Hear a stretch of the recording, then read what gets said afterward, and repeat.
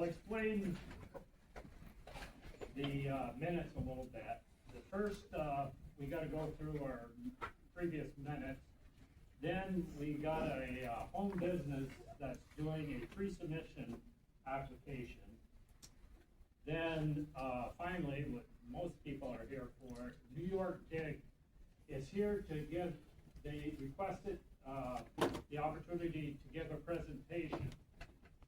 There's nothing that is voted on tonight. It's just them to present it to our board so we can understand the scope of the project. Then we'll be going out to, when they come in for their pre-submission conference, we'll be going out for consultants to do an energy study, to do some legal studies, and environmental and economic. You know, so that's what we got so far, but after we hear them, we'll know much more about the project. But I wanted them to, it's nice that everybody's here and they can understand the scope of the project. Now, we won't be taking comments at this meeting, but we will be having a public meeting. But the nice part is you can learn about the project tonight. And then when we set up for the public hearing, it will be on our website, right, Dave? Correct. And what is our website? So Just the Massena government site has the town planning board agenda and meeting schedule, and it will be on there. There will also be public notification in the local paper. It's also mentioned last night at the town board meeting is that the meeting notifications, especially for this project, will be put on the main town Facebook page so that we can try to be more transparent and more providing information to the public. So yeah, there will be a public hearing that we will entertain all the comments and all the concerns, but tonight we're really just kind of focusing on letting them present and listen to the information that they supply to us. We'll evaluate, and like Vance said, put things in motion, but you need to understand that this is going to be a lengthy process. Again, iterate what Vance said. This is not gonna get voted on tonight. It's not gonna get voted on next month. I don't see this being voted on for a couple of months. Okay, so there's lots of time for people to think, people to understand, and we'll use the process that the planning board uses to evaluate the project. So. and we'll be looking forward to all your comments. They're very important, they're part of the community. So with that said, I'm gonna, do we have any motion? Did everybody read the minutes of our previous meeting? Yes. Do I have a motion? I'll make a motion to approve. I'll second the motion. All in favor? Aye. Motion. Don't say it in the same town hall. I spent enough time here. You guys speak up, I can't hear you. I couldn't hear you either. Yeah, we Sorry. couldn't hear that at all. Maybe I'll stand over here when I speak. So, one more time, hi, Carter McLean, great to see everybody. I've been with NCCS and NIDIC for about 5.5 years now. Historically working on the Bitcoin mining operations and now working on the data center side. Now, I'm not an engineer or a lawyer. You might ask me if they work locally? You're local? Sorry, I'm based in New York City. New York City? Correct. I'm Harsh Patel. I'm with a company for little over 2 years. I'm lead engineer for the project, and I'm based out of Atlanta. Based out of where? Atlanta? Atlanta? Georgia. Michael Shane, I'm Director of Staff at NIDIC. I am based out of Schenectady, New York, so just east of you, southeast. Raul Carvalho, I've been at NIDIC MCCS for a little over 5 years, based out of New York City, and I help manage development and community partnership efforts. Thank you, Planning Board, for allowing us to present. We love New York City. And thank you, everyone, for joining and your interest in learning. Before I get started, I want to acknowledge that I know there's a lot of different views, not only as it relates to our project, but also about what is right for Massena. I can respect that. And I also know that trust is earned, it is not given, and we have a lot more work to do. I also know that data centers sometimes tend to be painted with a very broad brush. But what I would encourage everyone to do and what I would ask is that you give our project its own merit and judge it based on that. I think what you'll learn is that our project is different than other data centers for several reasons. First, NCCS has been an operating business in Massena since 2017. We have real employees, we're a real taxpayer, and we have been a strong, supportive community partner. Second, we're focused on an asset that is reusing a dormant, unutilized asset, and we're turning it into a productive use. Third is we have, over the last several years as we've planned this project, taken a lot of community feedback. And the presentation that you'll see today is based on a lot of design choices that takes that feedback into account and provides the necessary safeguards for the environment. I know some people view the changes that we've made as us not being prepared. What I would say is that's not the case. It's because we've been listening. Fourth is we're using existing power and reallocating it to a different use. Whether or not this project is approved, the same amount of power will be used. It'll just be used with different computers. And lastly, this is an opportunity to reinvest in the community and bring a new industry and new economic opportunity to this region. So who are we? We've been operating Massena for over 8 years, just under a decade, 60 employees, $5 million in annual payroll, $6 million supporting schools, infrastructure, parks, and public safety via state and local tax payments. We're not a stranger. We're asking to allow us to invest in growing our existing business.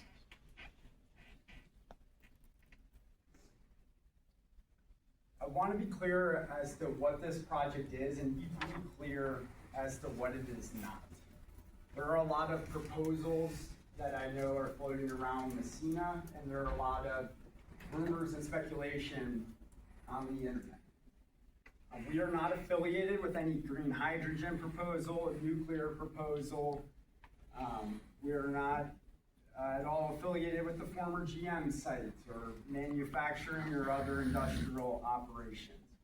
We are expanding an existing operating campus, and we're modernizing infrastructure that is legacy, dormant, and we're upgrading that infrastructure to a new productive use. And what that means is it provides significant local investments. You saw the numbers on the prior page of who we are. Employees will increase 3.5 times. The local support via taxes will increase over 5 times and will end up being the largest taxpayer in this region. And over the last 8 years of us operating in this region, we've supported over 30 different local groups. That community-focused attitude, as we scale, will commensurately scale. We're really focused on doubling down on this. I think it's worth taking a minute just to explain what is a modern computing campus. In its simplest form, this is a building with computers inside of it. So what do those computers do? Those computers support everyday applications. Some examples. Healthcare. The advanced computers that would be in the building in our expansion can help detect diseases earlier. There's new studies out that leveraging these computers, there's a 50% more likelihood of detecting certain types of cancers earlier. It's opportunities for new education technologies. You can individualize learning and allow individuals to have tailored tools based on their skill sets, which will streamline education and make it cheaper for everyone. Technology for renewable energy, transportation, agriculture, and community safety planning. By Massena providing computing capacity for these modern tools and services, not only within our fence line is there economic development in a new industry, but the project brings the infrastructure that allows other businesses to look at Massena for a future home. That's infrastructure like fiber connectivity that doesn't exist today. It's power infrastructure upgrades to transmission that facilitates more power, and it's a labor force that doesn't exist in Massena today that will be brought through our project. So the next time a company, technology company or healthcare analytics company is looking at where in northern New York they set up shop, Massena today isn't on that list. After our project, Massena may be at the top. The site address is 182 and 194 County Road 45. It's the former Alcoa East Reynolds campus. I know the screen's small here, but this is a Google Maps view. On the right side is the former smelter. That's where the operations exist today. There's tens of thousands of computers that are operating within that smelter. The smelter has a lot more capacity for the current computers, so growth can happen in there. There is a lot of existing infrastructure that's in place and will be upgraded as a result of our project. So first, I talked about the power. It's going to be the same power, but we're making significant investments in it, which we'll talk through a little bit more on the future slides. Industrial zoning is already in place. Roads and transmission infrastructure that will be upgraded. And the reason this is important for everyone here is it's very different than having to build all of this from scratch. And so the community does not have to bear any of the disruption of starting from new.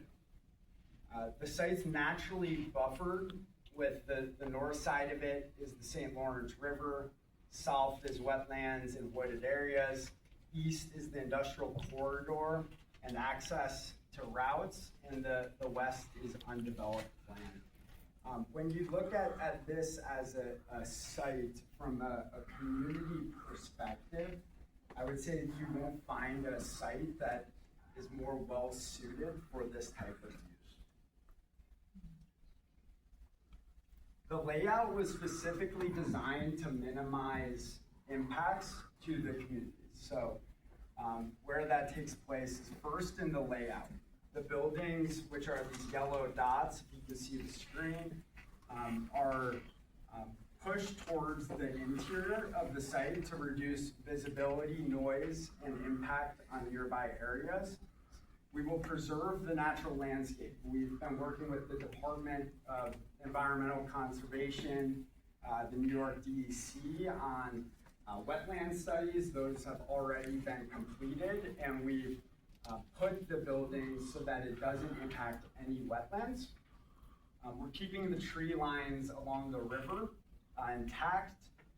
There will be sound barriers that we create in order to reduce any noise. And the question has come up, what happens to the smelter? The smelter, while all operations will move over towards the yellow lines here, the obligations will continue to exist, and that cleanup will happen all the way through final regulatory approval. So there'll be no change to that. So this is before and after. The site today, power perspective, we're just reallocating that power to new modern computers. There's no new fossil fuel or nuclear generation involved. Today, we're fully approved 435 megawatts of power, and there's 200 megawatts pending. That has been almost a decade process of getting that power. That means we've been working with the New York Independent System Operator, NYSO, the New York Power Authority, NYPA, and making sure we have a load study finalized, making sure we have a system impact study finalized so it doesn't impact reliability, making sure there's a facilities study so all of the infrastructure that we're purchasing is signed off by those highly regulated groups. NYPA has gone to our manufacturing facilities where we're sourcing equipment to make sure it meets the specification. It is incredibly detailed, and the energy space is highly regulated, not only by those state regulators, but also federal regulators over top of it. Today, the site is focused on specifically and exclusively Bitcoin. With the modern computing, it provides computing for all of those other benefits that I talked through, so much more diverse forms of computing. A tenant will be the one that brings the computers. The tenant will be a company that everyone has heard the name of. It will be a very exciting company that will call Massena home. It will be a 15-year lease. So you have a long-term lease from a highly credit-worthy counterparty versus Bitcoin, which while we have continued to capitalize that business and will continue to grow it, it's a much more volatile business. From a jobs perspective, 60 today, 200 in the future, much more competitive technical roles and competitive technical salaries associated with it. 2,000 construction jobs during the build out. That'll be a peak workforce of 1,800 to 2,500. Be about 18 to 24, about 24 months of total construction as we phase it out. Tax impact, I mentioned, will increase over 5x from the $6 million today. And we're able to leverage the existing infrastructure and upgrade it with all of the infrastructure funded by NCCS. And lastly, we're going through all of the stakeholder meetings with the various involved agencies. That process happens as part of what's called SEEKR, which studies any environmental impacts. And that includes the Department of Transportation, the Department of Environmental Conservation, the Army Corps of Engineers. It includes NYPA, it includes the county, and it includes the town. So everyone will be able to comment and look through in detail this project to make sure we're studying any of the impacts associated with it. We're also working with SHPO, the State Historic Preservation Office, to look through the cultural history and any impacts to the culture. And we've supported over 30 groups from a community perspective, but that local employment and community partnership will grow massively as a result of our site expansion. So at this time, I'll turn it over to Lindsay, if you don't mind, to talk through. Please introduce yourself and then talk through the timeline. Okay. Hi, Lindsay Habenreich. I'm an attorney with Phillips Lytle, representing the applicant developer here. Just wanted to briefly talk, I mean, it's called timeline, but this is up to the town to some extent, and obviously the community involvement. So it's a timeline about how we want to progress through this process, but there are no committed dates. I want to make sure that's clear and make it clear that we're here tonight, we're giving a preliminary presentation, but this isn't a new project. This has been in development for a long time. A lot of studies, a lot of careful consideration has already occurred. I think many of you in this room have been involved in a lot of discussions with NCCS already. They want to continue to do that. So the project is evolving. It will continue to evolve. And we're still at the beginning, right? We're still at the beginning stages of zoning. So it took a long time and a long investment just to reach this preliminary point where we're here presenting a fulsome application to the town to start the zoning review process and the seeker review process. We do want to kickstart those processes because that, as Josh mentioned, is where we continue to get more engagement from the local stakeholders. So through the zoning municipal review process, there will be engagement with, right, we encourage the application to be circulated with the fire department, with the police department, with all the different, Massena Electric Department, with all the different departments in the town, so that the town takes a comprehensive look at the project. Same on the seeker end. We want to start the seeker review process so that, as Josh mentioned, all those additional interested and involved agencies like DOT, DEC, the county, NIPA, all those, that they all have a chance to take a look at the materials that we've presented, and they can weigh in on the project, they can review it. And the whole point of that is that you are 5 members, and guys are, ultimately the decision makers here, but there is a lot of input from a lot of other experts that are gonna weigh in on the project. One thing I also wanna know, one thing we have offered to the town is that we want you to engage a consultant to, as a third-party independent consultant who will review all of the materials that we've provided. A fulsome package has been submitted. I believe many of you have received it as well. It is a publicly available document. It includes a lot of comprehensive information at this stage about what that site plan application, what the site's gonna look like at the end of the day. And there will be more materials submitted. So there have been some project changes. Those will be documented, those will be updated, the materials will be updated that get submitted to the town. In addition, as part of seeker, there will be a lot of comprehensive environmental reports that will be submitted also, that for everyone's consideration, everyone's review, obviously the town's review as well, that make sure that all the different areas of potential environmental impacts are looked at. Noise issues, traffic issues, energy issues, all those things. That this is not something that we want, this is a state requirement, right? This is a state requirement that we have to do this comprehensive look. So I just want to make it clear, there is a lot of regulatory oversight over large developments like this. So stormwater, things like that, these are concerns we've heard. These are good, valid concerns. We want to hear those, but there is also state requirements. We have to do that. We don't just want to manage stormwater, we have to manage stormwater. So we are looking for the town to continue to advance our application. We understand that no decisions are going to be made tonight. We understand that this is going to be, a several-month process along, and we want to be as supportive as we can and provide as comprehensive materials as we can. Lindsay, Yep. The information packet you talked about, where can I get a copy of that? So, I don't know if you want to get into a project website will be created that will have all the information on it. It has been submitted to the town. It is available. I don't know how you have been sharing it. There is a link for it. We can certainly provide a link for it. But, we can discuss with the town the best way to make sure that gets circulated. We certainly don't want to inundate the town with all these requests if we can take that burden on. But we will have a project website.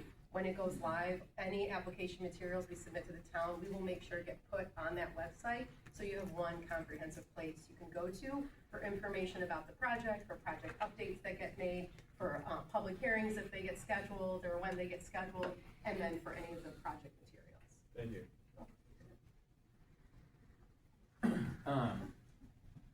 Thanks again, everyone, for taking the time here. I know the part that most people in the room care about is the environmental impacts. That's obvious to us. This isn't an overnight project, right? We've been studying and conducting environmental tests, understanding the feasibility of this project for years. We've spent significant investment dollars in understanding what's feasible, what's not. We spent the time to come into the community, hear feedback, and that's not a one and done process. That process of soliciting feedback, hearing the voices is just beginning. And that process is really informing in some of what we talk about, how that feedback is informing our decision making. We can go to the next slide, but the comprehensive site review is paramount, right? And New York, this region is one of, I think, the most robust regulatory frameworks around, developments of this scale. Everything from environmental that includes air and water. I'll touch on water briefly here, but we'll spend more time on it. I know how important that is. We will touch on traffic, noise, soil, so we'll have deep soil studies, site management plan. We'll talk through how stormwater, wastewater, all of that flows through. In terms of power, Josh touched on it, but the grid studies and feasibility studies that by highly regulated entities, NYSO and NYPA, have been done over years and are continuing to be done to make sure that, one, there's generation available, two, that the generation won't affect the reliability of the grid. There are reliability studies done to make sure that happens. That is obviously the responsibility of highly regulated entities. The cultural and archaeological is also very important to us. We are working with SHPO. We're working with TIPO. That's the tribal preservation office. We're submitting all the materials to both in parallel. Their detailed surveys done, and then across the bottom you kind of see the number of groups we're working with. So that's the county, the town, the St. Regis Mohawk tribe, and the New York Department of Environmental Conservation, the DEC, NYPA, U.S. Army Corps of Engineers, and all of these also run in parallel with the St. Regis Mohawk tribe. So we're working with the tribe's environmental division, who works very closely with the DEC for water impact. The Tribal Preservation Office I mentioned. The tribe has a counterparty at the Army Corps of Engineers in Buffalo. So both the town, the village, and the St. Regis Mohawk tribe will have total visibility into the project. I think it's important also, there's a question about this yesterday, but I think it's important to bring up. We don't have any NDAs in place with the town board or the town planning board. When we talk about transparency, which we've said a couple of times now, all of these studies that we're discussing will be shared, publicly available in the very, very near term, along with the materials that are shared here today. We are part of the community. We've been part of the community. We understand how important it is to understand the impacts to the community, and we are going to share everything. Next. Clarification for what you're working with. In the 1.5-mile radius, Cornwall Island was also included. Has there been any movements to contact the Mohawk Council of Upper West End? Josh or We have not.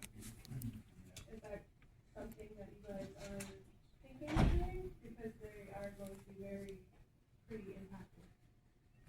We will figure that out as part of the process. Thank you. But yeah, we'll get all of this shared. It's certainly well before any votes, and the town will be furnished with all material in addition to what we've already shared. We can keep moving. So water, I think this is a great example. So when we originally presented the application to the town, we were talking about using a partially open loop evaporative cooling system that would have withdrawn some level of water and discharged some level of water to the St. Lawrence River. We've heard feedback. We know how important the rivers are to the community. We knew this before the application, but it's been very, very clear to us. We have changed our design to be fully closed loop, which means we will not be applying for water intake or discharge permits. That means Without those permits, we will not be able to withdraw or discharge water into the river, period. Cooling water, I should say. The entire site, the way the closed loop system works, which I'll get into in a second, but we will be bringing water in from an approved outside third party that is not from the river. We'll be filling up the cooling tanks and it'll stay in there. The site, the facility itself won't produce wastewater. We'll have pretty standard building wastewater, employees using bathrooms, break rooms. This is non-evaporative, correct? This is non-evaporative. The pretty standard bathrooms, break rooms, fire prevention, that's the kind of water that will be on site. That we will get permitted by the DEC. But there will be no chemical discharge or anything like that. And again, everything, it's not only the DC, but the Tribal Environmental Division, as we understand, the tribe is downstream of the facility. If you go to the next slide, just to talk about what closed loop cooling means. So this is a fun diagram that just shows how the cooling works. So the computers get hot, the water gets warmed up, it goes into these chillers and cools down and recirculates. It's a lot like my friend Harsh likes to use this analogy that it's like a radiator in your car, where the water stays completely contained, kind of flows through. It's less than 4,000 gallons, I believe, is that? In one, less than 4,000 gallons in a loop. And I know that compares to, I think, I've seen on social media and things like that, millions or hundreds of thousands of gallons, and that's certainly no longer the case. And so this is where the buildings will stay, and as I mentioned, there'll be the domestic usage of water. Stormwater will also be managed. It'll flow into retention ponds, be treated before it's released, but that's kind of typical for stormwater in any industrial facility. Question back here. So as far as the water that's going to be in the loop, let's say there were like a leak or anything like that, would there be any chemicals or anything dangerous to the environment that could possibly be? Yeah, so there will be spill prevention plan, and there will be a containment as well that will prevent if that if you go to the soil and there will be spill prevention plan developed on that. Okay, we didn't catch that on this side. I'm sorry? What you just said, we didn't catch that over here. Yeah, so we'll need, to get permitted, we will have a spill prevention plan. There are measures to make sure that the water, if spilled, doesn't go into the ground, but we'll need a comprehensive, and that'll be part of what we submit, is the spill prevention plan. So, excuse me, in the closed loop system, the 4,000 gallons of water, is it inhibited with anything else? There's glycol? Yeah, it will be a glycol mix. Is it propylene or ethylene? What is that? Propylene or ethylene glycol? Not sure right now. Okay. And I saw one more hand. Also, when you say that a spill prevention plan is going to be in place, do you have concepts of a plan, or do you have like an actual example? Before the... So soil prevention plan is obviously part of the process, so it will be developed right But now. name an example that you could provide potentially. So Just basically, in like general. all these units are going to be sit on a kind of a elevated pad. Under that, they have a containment, which basically, in the event of any failure, all the liquid will be retained within that. That can be dumped properly with the proper measures. So Dumped that's the where? containment, and the prevention plan is basically just how you dispose that from that point further. You have to hire a company, and you have to take it to they basically take care of it. Okay, but dump where? So it's a concrete pad. Oh, it's some, you said like how it Like can it leads dispose? into a concrete pad. Right, but you said to dump it somewhere. Where would No, you dump it goes to the treatment facility, which we hire like third-party company. They come and they pump it out and take it to their facility and then recirculate it. Okay, if it goes to a third-party facility, is it coming back to your plant, or is it staying there? No, they will dispose of it. They will clean it and dispose of it. There are approved third-party vendors. Who is it? Or do you have an example of who you've been looking at? There are plenty of those around. Yeah, they're licensed by the Department of Environmental Yeah. Conservation. Okay. Could you give us an example? No, let's hold all questions till the end, let us get through. Okay. Sure, but we'll share the details around the funding. Okay. And you wanna keep going? So, another big one, that we've heard feedback on is emissions. Our original, submission, so, for the easy part, the computers, the cooling equipment, there's no emissions from those. They're not combustible. There are backup generators that run in case of emergency. A typical data center backs up power kind of fully for the entire, 435 or 635 megawatts. We've heard feedback. We've significantly cut down the generator capacity. In both of these decisions, the backup and the air cool make the facility less efficient. They're more expensive for us. But we want to make sure that we are incorporating what we've heard from groups over here, from groups in this room. Those generators are subject to strict standards by the EPA in terms of total emissions. So the way they run, said very simply, is they need to be up to code. They need to run, each generator needs to run about 1 hour a month. So we stagger that. And then beyond that, they run only in the case of emergencies, but that's capped, right? So if there's a total blackout for 10 days, they can't run for 10 days.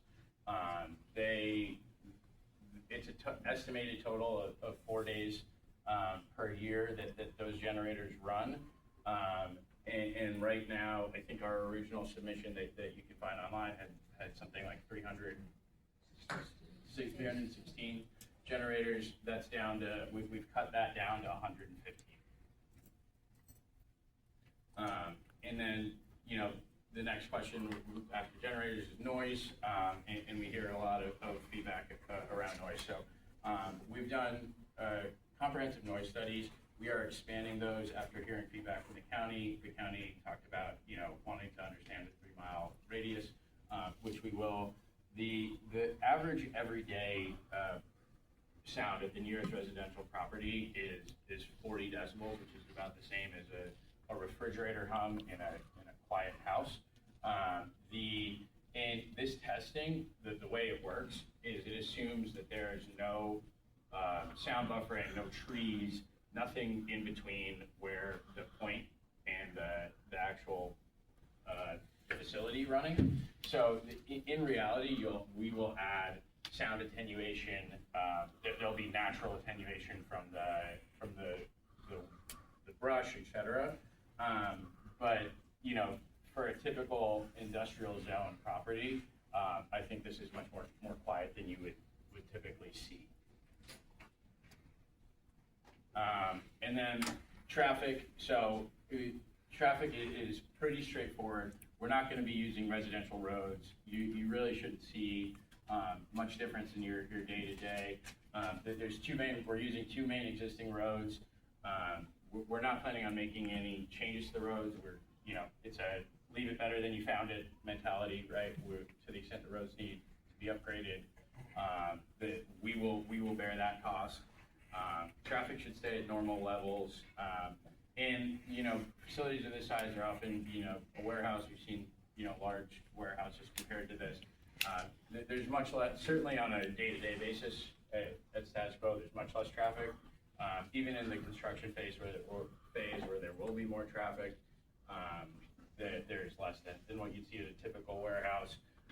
And most of the site access is done on Haverstock Road, which is pretty well, contained off to the site here.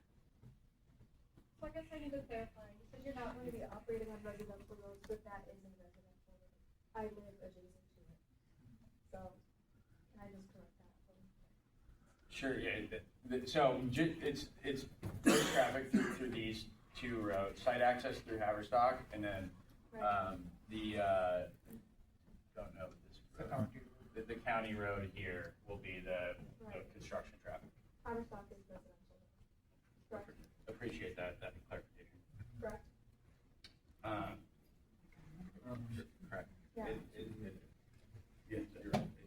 I don't know if you were asking that question to me. Let's hold the comments, and let them do their presentation. Okay, I just wanna make sure that everyone has accurate information what they're presenting. He went out of his way to say non-residential, so I assumed that was relevant enough for him to say, so I figured it was. Agreed. relevant. Appreciate the clarification. And then lastly, this is not also a one and done. It's not, we come up here, make a presentation, say all the things that we, will make everyone happy and walk away. It's not that we check the boxes one time and get permits and go. These permits will last the life of the project. The emissions testing is audited annually and randomly. All of these, like water withdrawals, things like that, all of that is fully enforceable for the entire time we operate. We intend to be here invest in this community for a long time. And so none of this is just the beginning. Like I said, we're here to solicit feedback. We're here to engage with the community. We will continue to engage with the community. We will continue to, seek feedback and comply with all permits and relevant regulations.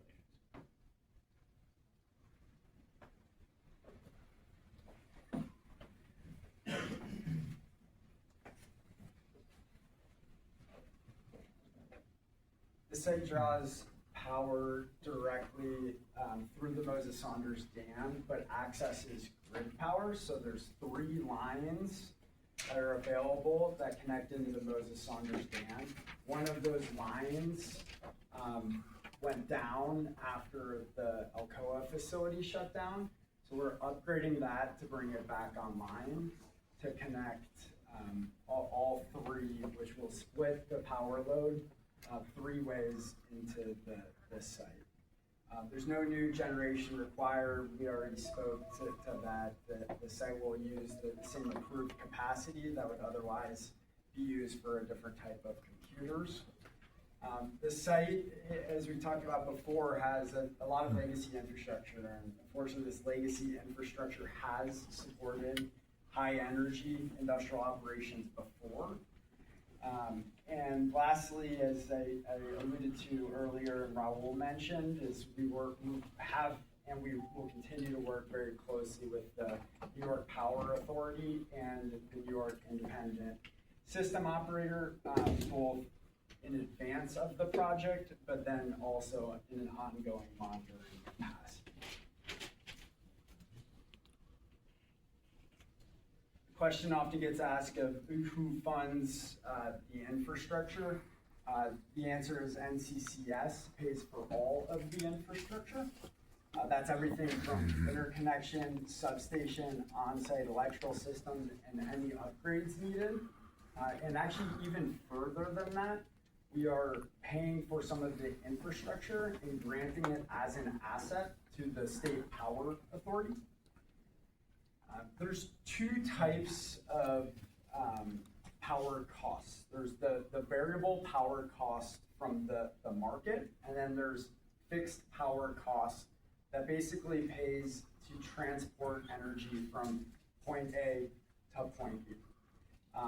For the market-based power costs, we are not getting any preferential treatment. I know historically there has been power allocations that has provided discounted power.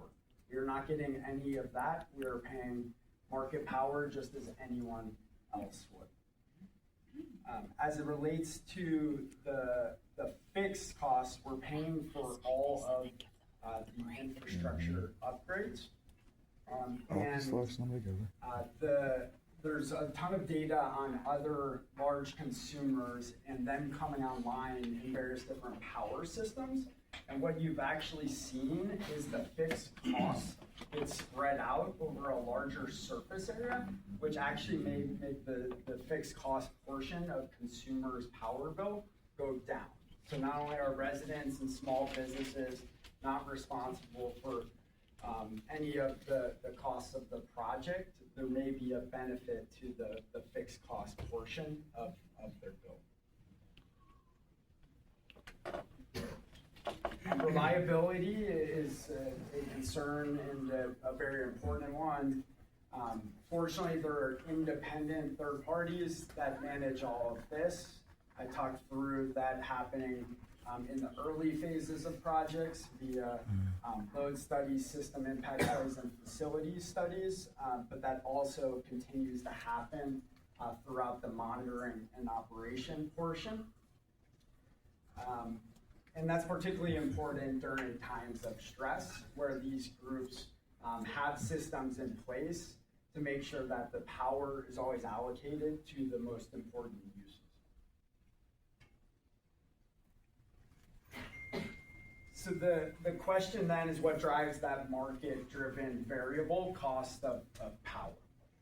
And the answer is that it's predominantly driven by the input costs for fuel. So many people don't connect the fact that when power bills are high, when they go to the gas pump, their gas price is also very high. And that's because natural gas is a predominant indicator for what the power price is in this region. There are a few other factors, particularly winter weather. In the winter here, much of the heating is done via gas as well. And if there's a very severe winter, that may make the cost of power go up. And then also any transmission issues. So if there's a transmission line that goes down, there may be a spike in power prices in a specific local region. As part of our project, we're upgrading and modernizing the transmission associated with this region. And then lastly is the changing supply mix of the power source or the generation. So there's natural gas, there's wind, solar, nuclear, a whole host of other potential power sources. If you exchange natural gas for wind or solar, then you're going to have less natural gas exposure and more exposure to whether or not it's windy or whether or not it's sunny. On the left, I talked through a significant amount of data in this region, which is public information and anyone can pool. And if you zoom out, going back 20 years ago, on an inflation-adjusted basis, power price was nearly double what it is today. So that is just perspective as to how volatile power prices actually are. The other thing that the data will show is there's been significant periods where new consumption has come online or gone down. So you could look at if there's any connection between new additions or subtractions in load, and the data does not support that factor.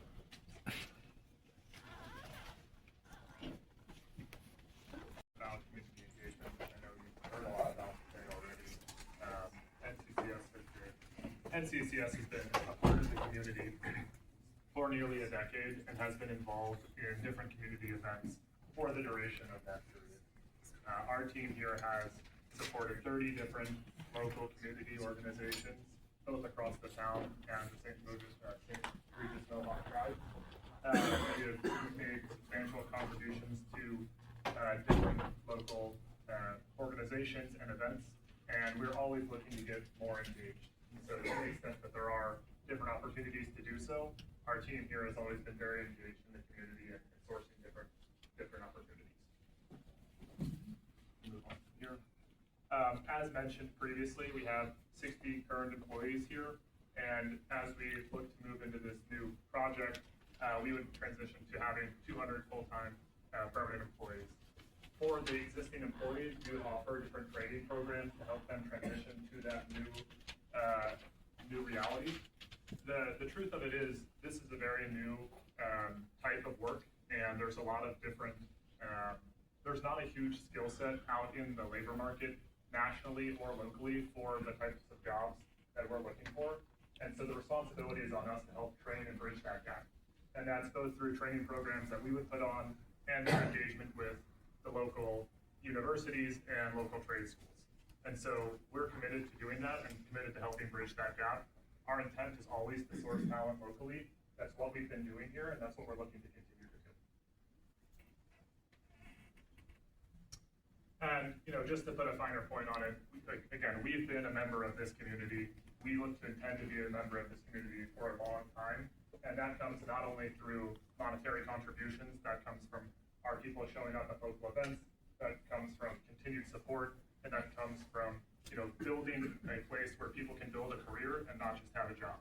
And we've had a very large focus on that over the last 8 years that we've been here. I think if you talk to the employees that are there today, and you actually look at the dialogue that they engage in, there have been substantial changes to how the facility has operated to build careers here and to offer additional on-the-job training. And that's what we're looking to continue as we move forward. And I would just add a couple points when we think about like what the impact. We talk about the economy. Obviously, that's important, and we understand this is a diverse town and a diverse group of people with different goals. But when we think about economic impact, we cite the 200 jobs number a lot. The real economic impact is that this is a large-scale facility that's going to need constant maintenance from HVAC, landscaping. The coolers need maintenance, and all of those jobs will be hired locally. Those aren't included; those are tangential jobs. Those are jobs that are compensated on a nationally competitive scale, and that higher disposable income, more economic creation creates opportunities for hospitality, food, lodging, and that just drives more. It's a cycle that drives more business into the community, and hopefully something that people in this room will be able to see tangible growth in the community, more people coming in, a reason for students and the young population that may currently look to move away potentially for work to stay here and grow the community here and be compensated, in a nationally competitive way here. And we think this is a great opportunity to do that. So that's it. In summary, we're very excited that our employees can call Massena home, and we're looking forward to responsibly growing here. And we think this is a great opportunity to bring a new industry and more jobs and economic development to Massena. But if there's any questions. Well, I'm not going to take public comment at this time. We better go back and come up with a preliminary, and I will have a public meeting, but to address any concerns, and I really want to hear them so that we can. Then hear them now. Well, it wasn't set up for a public hearing, so that's why I'm not going to entertain them, but if the board has some questions, we can ask. We're still in our meeting here, so. Do you have any?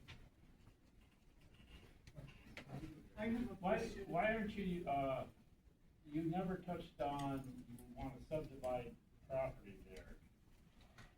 Would you explain that to the people, how you want to, and why you got 3 or 4 parcels? Yeah, each of them is for one of the buildings, and having segregation in potential security and potential future tenants is something that's important. So you didn't tell us the timeline of the project. Now you're saying 200 employees, but that's with all 3 phases. Is that how you're doing it, or? So it'd be about 2,000 during the build out. So the first, call it 24 months from when we put a shovel in the ground. You're doing all 3 of them? Correct. It would be all 3 over that 24-month period. And then the 200 would be at all 3 buildings, steady state. Correct. Okay, the original thought though, that the 3 buildings would be phased in separately. You're saying, no, that's not correct. All 3 buildings are gonna be constructed and come online nearly the same time. It will be phased over that 24-month period. So that's the target. In reality, every time someone in construction says, you know, this is the timeline, it usually But takes yeah, quite a bit the idea longer. is, you know, when civil will start kind of concurrently on some of them. When the full civil team is done, you know, say the first building, they move to the next, but maybe there's already been grading happening, right? And then, you know, when underground is done on one, we can go and start on the others. Yeah, there's some work that can be done together that it makes sense. The 3 buildings won't energize on the same day. That they would be exercised over a period. I just want to make one more comment about the subdivision. There is about 500 acres that will be retained by Alcoa, and that's where all of the Superfund site that they've investigated, that they're obligated to keep monitoring and maintaining, that's all going to be retained by Alcoa. So the 800 or so acres that we're buying and subdividing off is not, right? I just want to make it clear too. That's one of those lots is for Alcoa to continue its obligations to manage its Superfund site. How close is one of those buildings to that lot? Do you have, do we have the subdivision? You don't have the site plans up in there. Show it on. So this is, it's kind of split by that amount. Yeah, yeah, you can see the, yeah. Oh, yeah. So all the areas of concern that were identified as part of their Superfund site are all, like, on this side, retained by Alcoa, and so then the yellow dotted line, right, gives you the separation there. Yeah, and so that's where the four subplots come from. So one for each building that we will retain, and then the legacy smelter that Alcoa will retain and continue their remediation obligations. I have a question for the board. So if some of you guys don't have questions, what if there are concerns that we have that you guys should be thinking about? Is there somewhere that we could submit that before the next public hearing? Or are we just not allowed to share these? No, you until we know? are, and you're setting up a website, Yeah, that's right. There'll be a website set up on the project next week. how long, next week? That's our target next week. Okay. And how does that get communicated to the community? What's the website, period? Yeah, but if there's things that you're not thinking of that we who already knew about the project have thought of, is that something that you guys want to hear, to keep in mind? What if there's something that you missed because you're just hearing this? And us in this front row have had multiple meetings with them already. And this is why we're gonna have the public hearing, so that we can get all of that information to then answer those questions that we have and you have. And right now, like, I know I was at a meeting that I was at the casino for the Aquasasne group, and I haven't seen any answers to those questions myself, so I have questions too. But right now, I'm just trying to, you know, let everything that I learned today settle so that I can create my own questions and then move forward with those, even when we do have the public hearing. Josh, is the website? Obviously, you're not gonna let us ask questions, because you called for a public hearing, that's why we were here. Yes. I think you're talking about traffic control, you're talking about Aquasasne.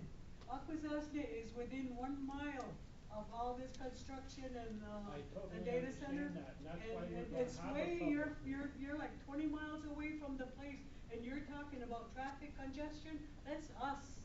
Everything that happens is us. And so I'm gonna Correct. leave, but I wanted you to know that everything you're talking about is directly related to us. We live in that And community. we respect that, we are gonna have a public hearing, when this goes forward. This hasn't even went forward yet. This was just a presentation for them to come. It's not to debate it, it's, but we will be looking at all your comments and trying to solve any comments along the way, or take. I don't have a comment, but I do have questions, and I've waited, and I think they might be relevant to the discussion. I don't live in Massena, but I live in St. Lawrence County, and this project obviously has implications beyond the borders of the town. Can you share with us, I haven't seen anything about how you're valuing this project. what your, expected tax liability will be to the county, town, and school district? And then will you be approaching the IDA for a pilot? And then lastly, you touched on, adding infrastructure and transferring it to NIPA. And I'm just curious, what's the thinking beyond that, on that, beyond maybe moving it to a non-profit entity? Thank you for the questions. As it relates to the pilot, we're considering that New York has a unique tax system that provides sales and use tax on the computers, so the tenant may request that, and we may work with them alongside the IDA. That is not determined yet. As it relates to the infrastructure that is being moved to NIPA, that is something that they will require in order to continue to maintain and monitor and have oversight on the project. So it's something that's better in their hands versus some other third party that's less relevant and doesn't have the operational expertise. So you're talking $10-12 billion project? Is it, I mean, you must know the range, right? Potentially, yes. Yeah, Potentially you know, or potentially yes, that number? So depending on who the tenant is, there's different types of machines that have drastically different costs. And that's why at this stage, we're in LOI conversations. It's not signed up. So I'd rather not say a number that then gets used against. But I want to be as transparent. Thank you for taking my questions. Josh, one of the things that you said that would maybe benefit the community area is bringing maybe higher speed bandwidth internet up here. Is your plan to do some kind of new fiber connection, possibly using Denks fiber, or possibly you running a new pipe down to the faster source, let's say Syracuse area? And if there is going to be increased bandwidth in this area, are you going to be sharing that with Spectrum and Mohawk Fiber, who are, let's say, the two biggest companies, and Slick Fiber?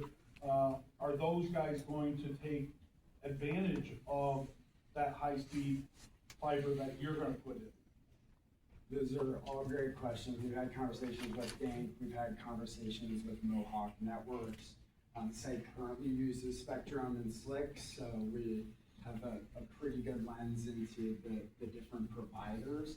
There will have to be a build-out of infrastructure in order to support this. Some of the groups we've talked to, they just can't get the gigabytes necessary in order to support it.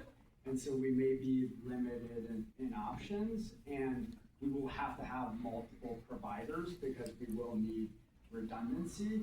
And so based on kind of what we've seen, there's really only two that can support it sort of up to the standards that are necessary.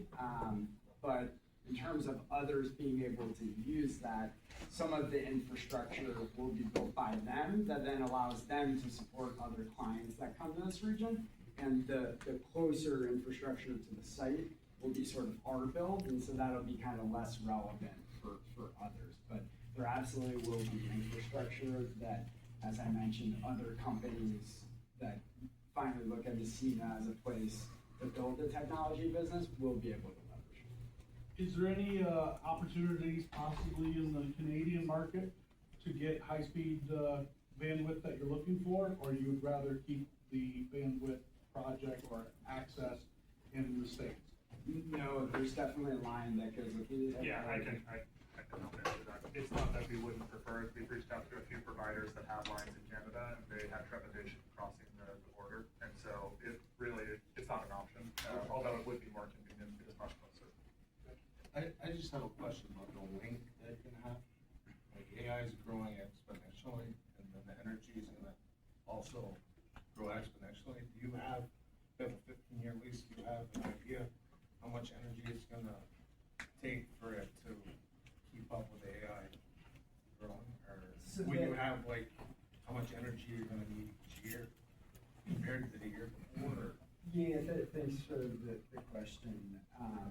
If I'm understanding you right, you're saying that it gets more efficient, and so then you use less energy, or it needs more energy? It'll need more energy down the road. Yeah, we get capped at the site.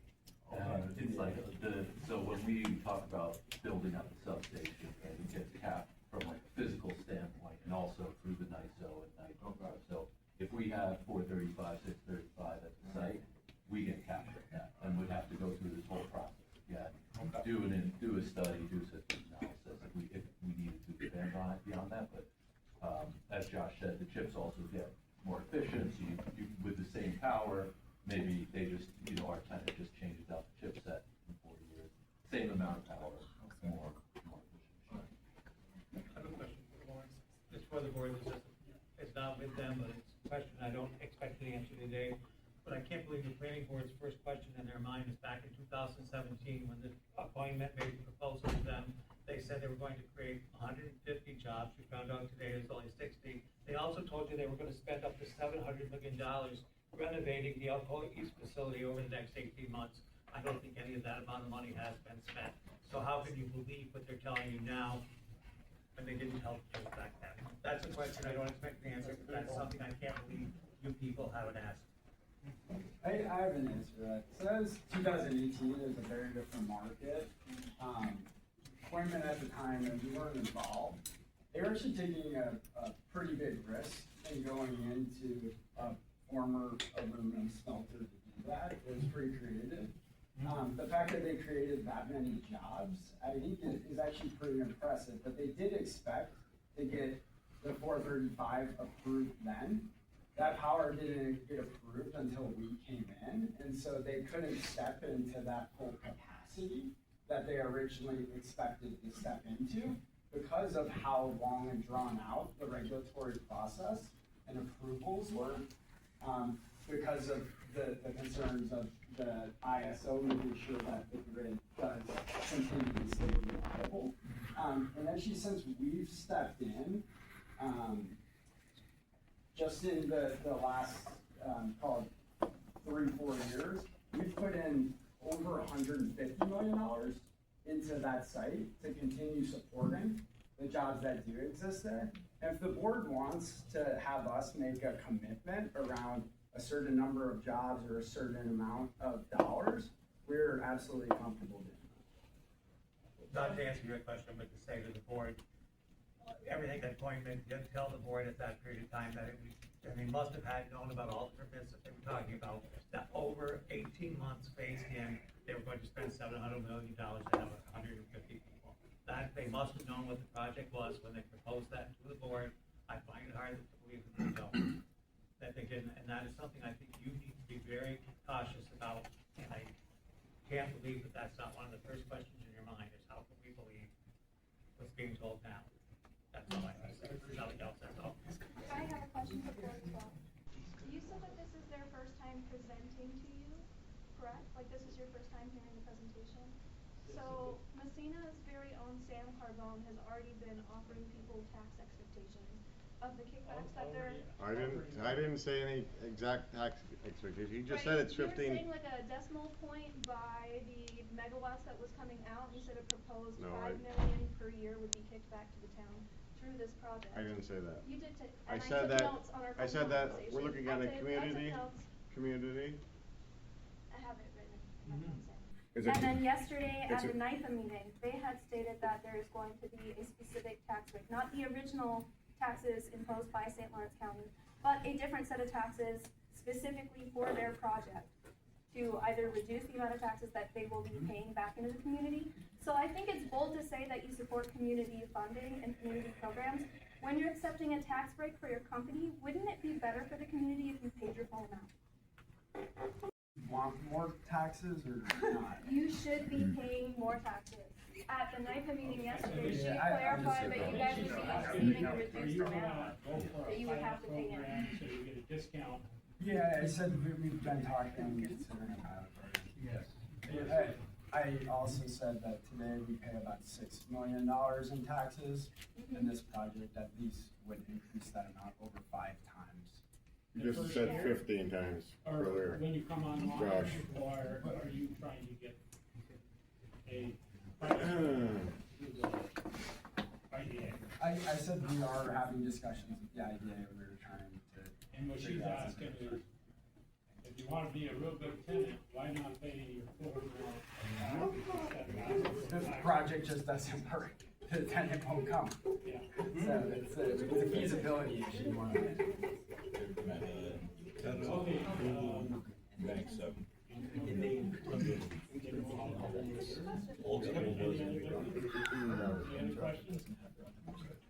I make a motion to adjourn the meeting. Gonna ask a question before we adjourn? All in favor? Aye.